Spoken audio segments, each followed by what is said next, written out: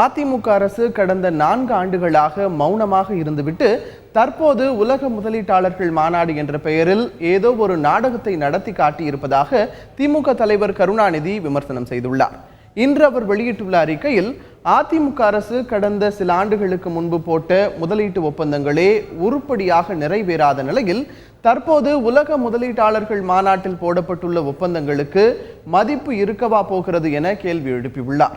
முதலமைச்சர் ஜெயலலிதா ஒரு முறை கோவையில் பேசும்போது தமிழகத்திற்கு 31,706 கோடி ரூபாய் முதலீட்டுக்கான புரிந்துணர்வு ஒப்பந்தங்கள் போடப்பட்டுள்ளது என பேசியதாக குறிப்பிட்ட கருணாநிதி, பல நிறுவனங்களுடன் புரிந்துணர்வு ஒப்பந்தங்கள் போடலாம், ஆனால் தொழில் தொடங்கினால்தானே மாநிலத்திற்கு பலன் ஏற்படும் எனவும் அந்த அறிக்கையில் விமர்சித்துள்ளார்.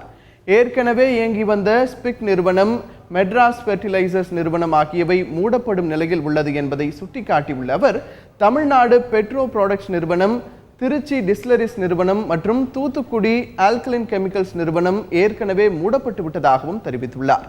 அதிமுக ஆட்சியில் போடப்பட்டுள்ள ஒப்பந்தங்களுக்கும் செயலாக்கத்துக்கு வரும் திட்டங்களுக்கும் பெரிய இடைவெளி உண்டு என்று குறிப்பிட்டுள்ள அவர், கடந்த 4.5 ஆண்டுகளில் முதலீடுகளை ஈர்ப்பதில் பெரிய தோல்வி ஏற்பட்ட பிறகு தேர்தல் விளம்பரத்திற்காக நடத்தப்பட்ட மாநாட்டால் எந்த விளைவும் ஏற்பட போவதில்லை எனவும் தமது அறிக்கையில் தெரிவித்துள்ளார்.